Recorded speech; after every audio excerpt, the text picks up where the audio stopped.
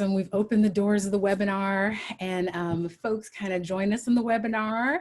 And sometimes we have a crowded webinar room and other times we don't. And it looks like now we are live on Facebook. Well, welcome everyone to Tuesday's Kitchen Conversations. Welcome to my kitchen. I'm April Berg, and today we have a fantastic topic, the state of the city. And I am joined by amazing women leaders in their community and city council women from 3 cities that represent the 44th so well. And I'm going to introduce them and then let them talk a little bit. And we have Mayor Pro Tem of Mill Creek, Stephanie Vignal. We have Council President of the City of Snohomish, Linda Redmon. And we have Mary Dickinson, City Councilwoman and resident troublemaker. Was that what I was kind of hearing? From Lake Stevens. So I am so excited to have these fabulous gals on my show, and the conversation is going to be amazing. As usual, anybody can pop in with questions for our conversation. And ladies, before I turn it over, I'm going to just kind of prep that first question, which is, what's going on in your city? I think all of you have some amazing happenings going on in your cities right now. Let the folks at home know a little bit about it. And let's start with Stephanie with the City of Mill Creek. Thank you, April. I think right now, top of mind on everyone's mind here in Mill Creek, there are a couple things, but I think the elephant in the room is probably that recently Mayor Pruitt resigned, and we now have a new mayor that is Mayor Holzclaw. Brian Holzclaw is now our new mayor, and I am our new Mayor Pro Tem. So that's some of the newest developments that everyone's talking about. And some of the more fun developments too that I'm very excited that we have started. We just opened up the renovations on Heron Park, and it has our very first ADA compliant equipment for our kiddos in the city of Mill Creek. And I'm very proud that I helped to make that happen. And it's really exciting and it looks fabulous. So hopefully everyone is starting to go and enjoy that. That's awesome. And Linda, what about you in City of Snohomish? How are things going there? So we just chose our new chief of police. And there was, discussion about the fact that we were going to have to increase our budget a bit to be able to have a captain level rank as our chief. And so, of course, that brought forward some of the conversations that we've heard sort of at the national level, but also locally about exactly how much do we want funding to go toward police versus other services for our community. So we are going to be renewing our police contract next year, and so I'm sure that some of the conversation that was brought up is going to have to be looked at more in depth in the coming year. And just for people who aren't familiar, Snohomish does not have its own police contract or police department. We have a contract with the Snohomish County Sheriff to provide police services. So our police department is under the guidance of our mayor, but they do follow the guidelines from the sheriff's department. So that's something that we have had concerns voiced from the community about, what types of force and things like that are guidance given to police that then are in our city representing our community and taking care of our citizens. Do those things match? And so that's a big discussion that we're going to have, and we're looking forward to hearing a lot of community involvement on that. Absolutely. And Mary, what about you in Lake Stevens? I know there's some new developments there as well. Oh, Lake Stevens. Can you hear me? Yep, I can hear you. I think the most defining thing about Lake Stevens is growth. Lake Stevens is, I was shocked to discover, 3 times the size of Snohomish. That shocked me. And it's growing by leaps and bounds. And change is another thing about Lake Stevens right now. Lake Stevens is in transition from a tiny town on a lake to a place that is, we're changing our code for properties having more houses per square acre. And that kind of thing, and there's pushback because of that. And I think the hardest thing when you're in change and transition is where we are today, which means that most people get information like they are right now, listening to a Zoom or watching something on Facebook. It makes communication very difficult. And when you're doing a lot of changes and you're changing a lot of ways people are going to be living and the way their city is viewed, it means that communication is key. And I think that's the thing that I'm the most concerned about. Tonight on our city council meeting, well, we did have a rather exciting council meeting on September the 8th, because we got a full-time mayor, and we passed, oh yes, I think a lot of people remember that. And we also passed a resolution, police resolution, which in both cases I was frustrated because the wording was too grand for the police resolution. I do support our police chief and our police department very much so, but it was just too inclusive across the country, and I just didn't think that was helpful. But it passed 5-2, and the full-time mayor passed 5-2. So yes, that's why I'm a troublemaker. I don't always go with the flow. But I also am a listener, and I always have to celebrate the positive things. So I got to see Linda last night with your friend and mine, John Lovick. Yes. And okay, now let's see if I can remember what John taught me. Lake Stephen, a city that isn't too busy to love. See, Linda was watching, make sure I got it right. That's great. That is what I want to be. And we did have an issue, and it was written up in the Everett. And I was mentioned. I was so tickled. I said she mentioned me. But a woman in Lake Stevens named Marnie, and I met. Her son was out walking, and they saw on the sidewalk between the developments. Not a sidewalk, but a trail. They saw somebody had scrawled a swastika and the N-word and all kinds of nasty stuff. So her son saw it. He came home and said, "Mom, this is not okay. This is not who Lake Stevens is." And she got some neighbors and friends out there, and they reclaimed that sidewalk.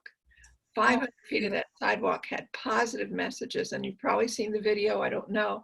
And if you read the article in the Everett, it was just really uplifting, and I had to go see it. So I went and saw her, and she took me on a little stroll, and yes, we saw it. And okay, I'm going to say another LGBTQ thing on this, because the next thing that happened was I saw this love who you love kind of a thing, and rainbows and, you know, the whole 9 yards. And I said, that's beautiful. And then this young woman's coming down, and she looks at it, and I said, isn't this great? And she says, yes, and I'm gay. And I said, so is my daughter. And Marnie said, and so is my son. So love who you love. It was just wonderful. It was such a magic moment, and it happened in Lake Stevens. So that is a moment I think I'll treasure forever. That's so awesome. I love Lake Stevens. That's a little story. I love all three of the cities. That is so beautiful and so uplifting too, because I think in this moment that we're in with our public health crisis, hearing uplifting stories, hearing stories of just hope and love, it just makes everyone's heart sing. But speaking of public health crisis, and I'm going to kind of go to you on this one, Linda, you know, where are our cities at during this public health crisis? And how are you really keeping folks safe, and maybe some innovative things that you're doing, but just to tell our folks at home?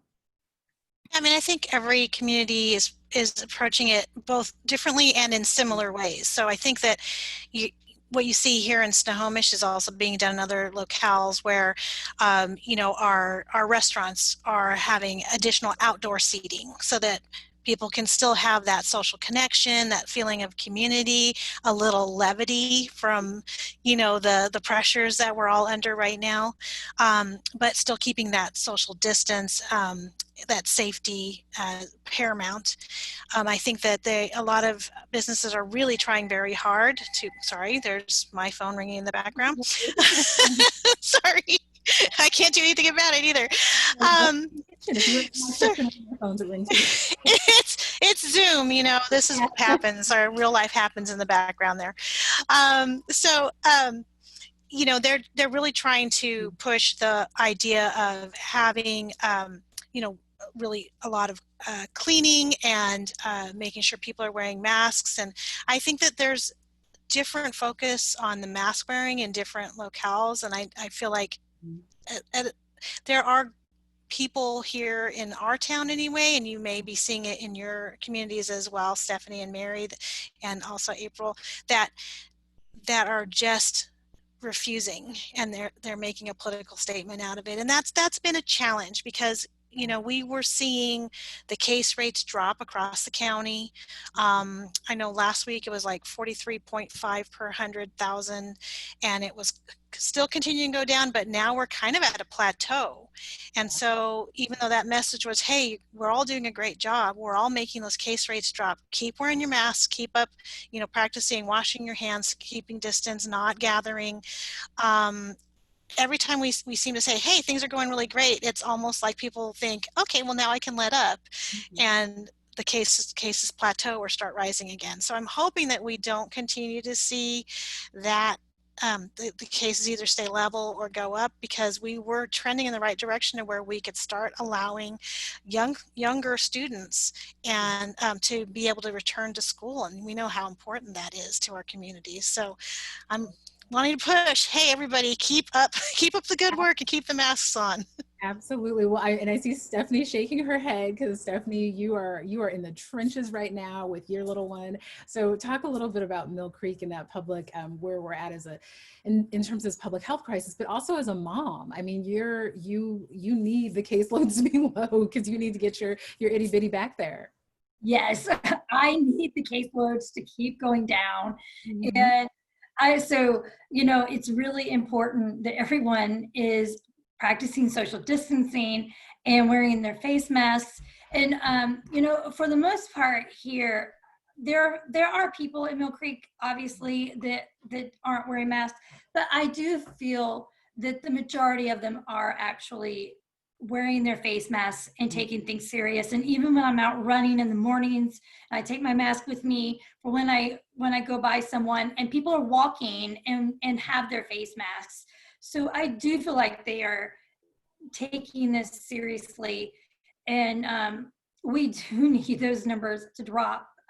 You know, this isn't about the city per se, but it is on top of everybody's mind, because we do need the kiddos to be able to get back in school. And, you know, I was just talking to April before we even went live, that even for me, this is hard to have the kids home for school. And my daughter's in first grade, and, you know, I stay home and work with all my city council things. So at least I'm here, and even I'm struggling. And so, you know, it's a really serious equitable issue, because so many people are working full time and they can't be getting their kiddos on Zoom. And, you know, a 6-year-old on Zoom all day, that's like a lot. Well, a 36-year-old all day on Zoom is a lot. So yeah, no, a 6-year-old for sure. So we really need to be practicing our public health and getting everyone out. And, you know, Mill Creek has also been doing some of the things that Linda mentioned in regards to loosening up restrictions on restaurants so that they can have more outdoor seating. And we've also been trying to help them, this isn't necessarily public health, but to help them get business by loosening their sign restrictions so that they can be advertising, hey, I'm open, please come in, so that people know that they can do takeout and eat outside, and just kind of try to help people with wherever their comfort level is, so that they can safely be coming in and going to our businesses, and help keep them afloat, but at the same time stay healthy. So absolutely. Well, and I'm glad you mentioned that about businesses. And Mary, I want to hear from you on the public health piece of it too, but also maybe a little bit about the businesses and some of the innovative things you're doing in Lake Stevens to not only keep your folks healthy, but also, you know, help your small businesses stay open and stay safe. Well, I think the fact that when the monies came to us from the federal government, we were the first ones out of sending that money out to our small businesses. Lake Stevens is desperate for sales tax, thank you very much. And we do not have the commerce that you have in Mill Creek nor in Snohomish. It's new for us to have businesses. And the sad thing is we were just getting into the push. I mean, we got Michael's, we got Target, we got a whole bunch of stores just came in last year, and then boom. And we do have a lot of small businesses in Lake Stevens, but I think that we're doing a good job supporting them. And I want to say one thing about Mill Creek, because I happened to be down there sign waving at some post office. I don't know what that was about, but anyway, I noticed there were a lot more masks in Mill Creek than I see in Lake Stevens. The problem with Lake Stevens is the average age in Lake Stevens is 35. We have a bucket load of children in Lake Stevens. The age is much younger. And I think talk about the impact on our schools and of course our small businesses too. I'm very much a supporter of our small businesses because that's really who we are right now. And I think we're doing a fabulous job, actually. I'm very grateful for that because we know which side of the bread's buttered, right? Absolutely. And we know we have to support that, but also because we don't want our economy to tank. Oddly, because we don't have commercial money coming in like other communities, we are kind of at an advantage because people have to live here, pay their property taxes. So anyway, so it gives us a slight an advantage, but I could talk about Costco, which has not happened yet. That's a big one. We're still struggling with the water line from Everett. And if Cassie Franklin's listening, I love you. I knew where you were going with this. I will make sure to. Yeah, we that's holding us up. And I don't think people quite get that's the problem there. And one of a few problems, but that's certainly one of them. But I think I want you to know I've claimed that this coming Friday is Teacher Appreciation Friday, and I've asked everybody to go and stand out in a street corner and wave a sign that says "Thank you, teachers." Wow, that's awesome. And I'm thinking that maybe what we need is a sign that says "Sorry, parents," because the parents are the one that are carrying the load. I know it. I have a second grader grandson. Yeah. So I know what's going on at home. I do. It's huge. Well, I'm glad you brought up kind of Costco because that is a big piece of the economic development and economic future of Lake Stevens. And my brain kind of went there with this intersection. You know, I think right now in 2020, we're all about intersections. Everything's touching each other. Right. There's an intersection that I thought was really interesting about business and economic growth and diversity. And when I think of the intersection, it's metaphorical, but it's also literal. And Linda, I'm kind of coming at you with this one because at a certain point this year on Main Street in Snohomish, you had a diversity issue literally in front of small businesses and it all kind of came to a head. So, you know, can you tell folks a little bit about that and maybe where you are as a city in your conversations about diversity? Sure. So on May 31st, there was a rumored Antifa group coming to town. This was on social media, and you know, law enforcement considered it possible, and so they mobilized. But it was also shared online through people who I would call them militia types because they feel like it is their duty to go armed where there might be the possibility for civil unrest and you know, help protect businesses and help protect the town. Even though it's not really legal, I mean, it's legal to carry the firearm, but it's not necessarily legal to use the firearm if it's a disproportionate response. So it's a little, you know, there's a lot of different rights and philosophies that are at play in this. But what happened was there were also people who showed up with some Confederate flags. There were people with Proud Boys patches and even saying, you know, stitching that said Proud Boy on their flak jackets, and who were walking around carrying rifles. And then Black Lives Matter protesters went down our first street that night and were yelled at, told to get out of the town. They were called N lovers and all kinds of you know, horrible things. So even though that wasn't the focus or the reason for the gathering, it ended up becoming painted as that.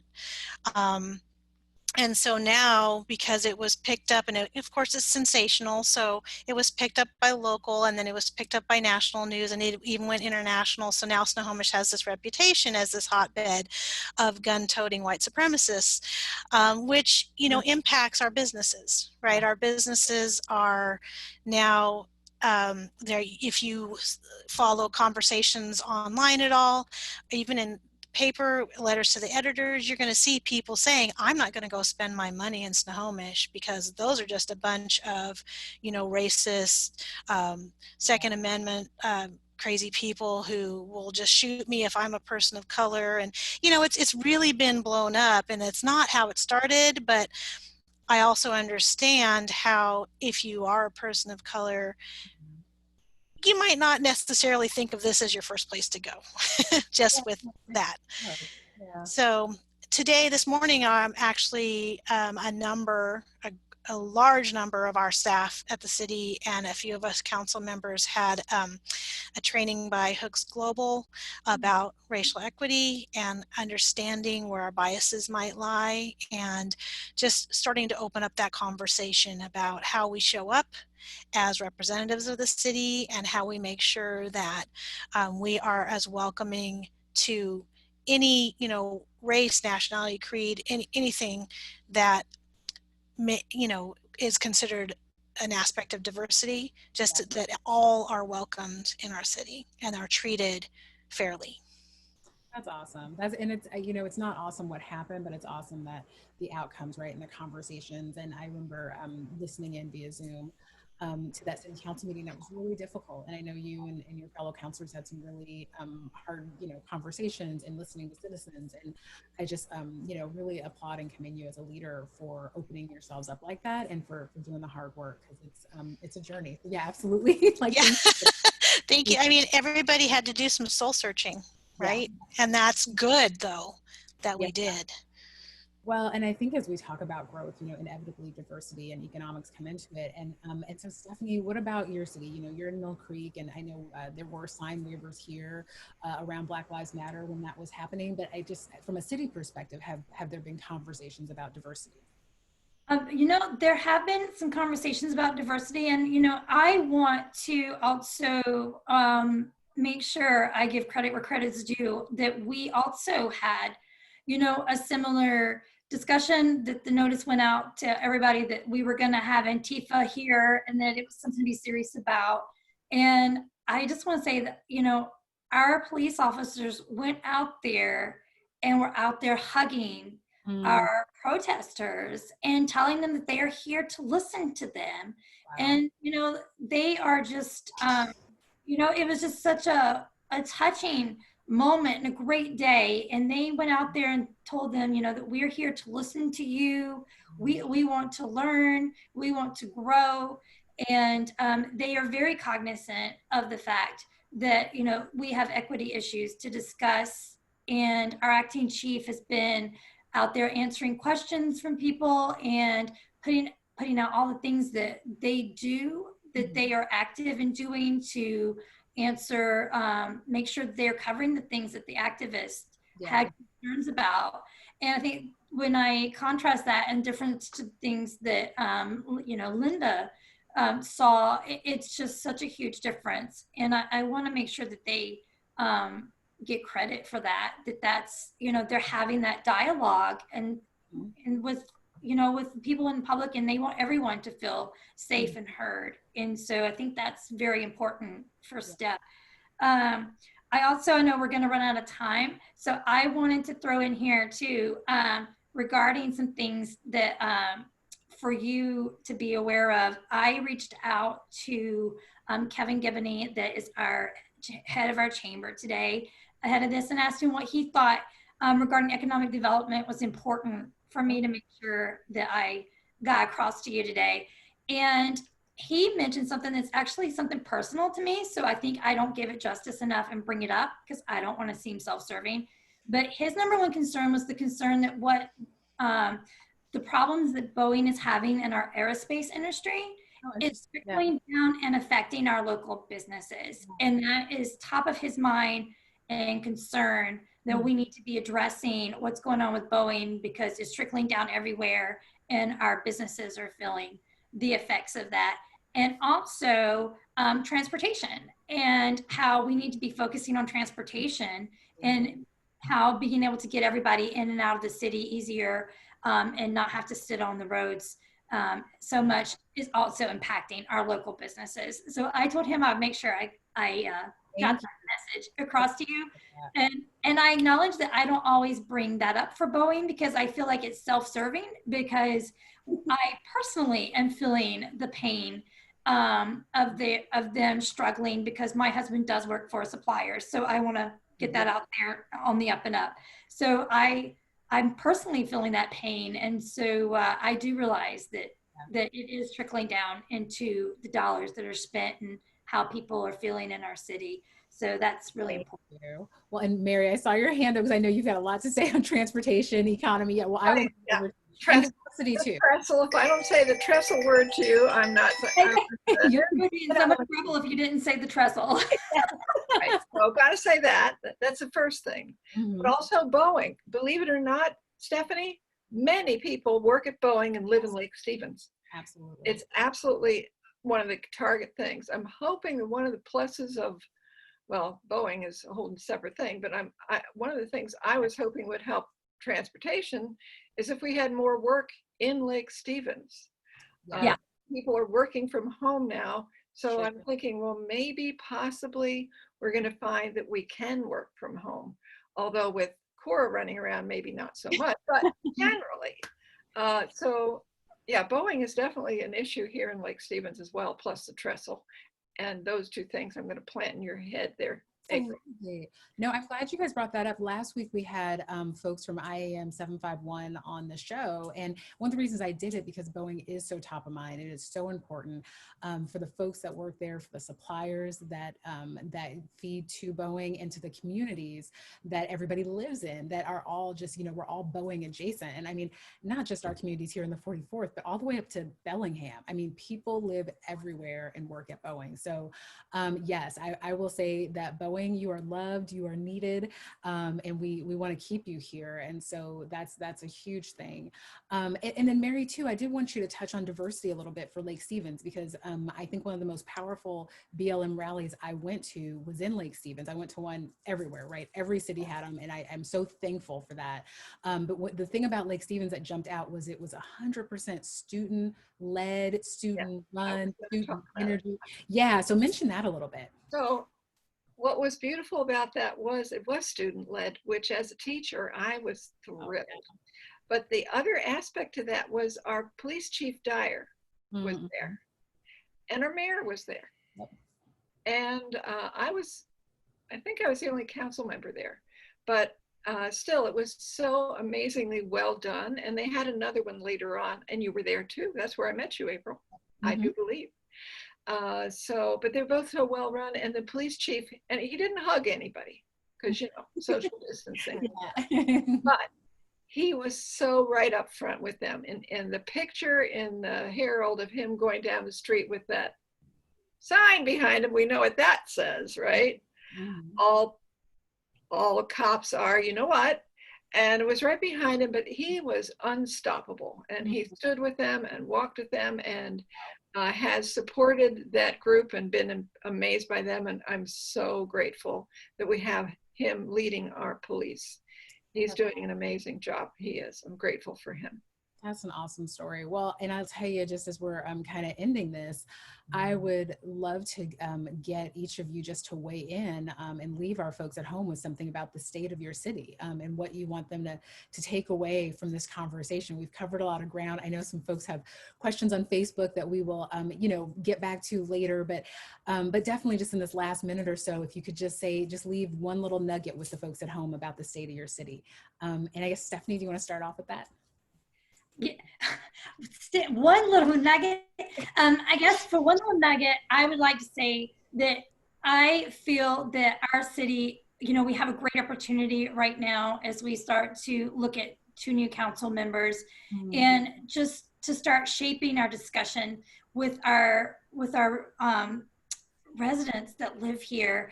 And I'm just really excited about that and looking forward to the things that Mayor Holzclaw and I are going to implement to be more accessible. And I think that that residents are going to really be appreciative of that. And I'm excited about it. That's awesome. And then what about you, Mary? I would say one of the biggest steps that's going on right now in Lake Stevens is to transform the downtown and to make it a downtown. And what they're doing is phenomenal. It requires a lot of conversations with the library and the historic center, and also with the people of Lake Stevens to figure out what are we trying to do here. And I think it has great potential. And if you ever want to come down to Lake Stevens in the summertime, come during the farmers market, because you see it alive and well. It's the kind of sparkling, opportune, wonderful. And the people, the vendors are people of all flavors. They are Asian, they are African American, and it's just, it feels so good to be there. And yesterday, the military flags were all at half staff for Ruth Bader Ginsburg, and it meant a lot to me. That's awesome. Well, and Linda, go ahead and close us out with something about City of Snohomish. I'm actually very hopeful that we're going to be continuing to have really open conversations in our city, because we were forced to after the May 31st events. And I think it's just encouraged all of us to speak up and speak out for what we see is needed. But we have opportunities also. We're looking at development in our Midtown area. We're looking at the police contract for next year, and we're looking at town halls that are trying to communicate better with our community and touching upon things like diversity and public safety in our community and what those things mean to us and what we want them to look like. So I'm actually really hopeful that all of this turmoil and all the stress that everybody's been under is leading people to be more proactive about what they want their communities to look like. Oh, that's awesome. That is, yeah. And I tell you, all of the communities, I think of hope, hope, hope when I think of all the 3 cities here and all the cities in the 44th.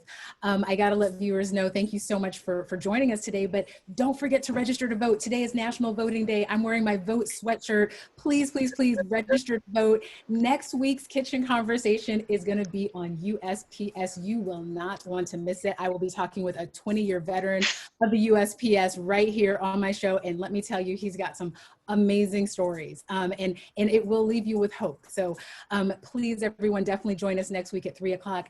Thank you, Stephanie, Linda, Mary. Thank you so much for being here. And thank you to your amazing cities for being in the 44th. Everyone have a great day, and we will see you next week. Thank you, April. Bye. Bye. Bye, everybody. Bye.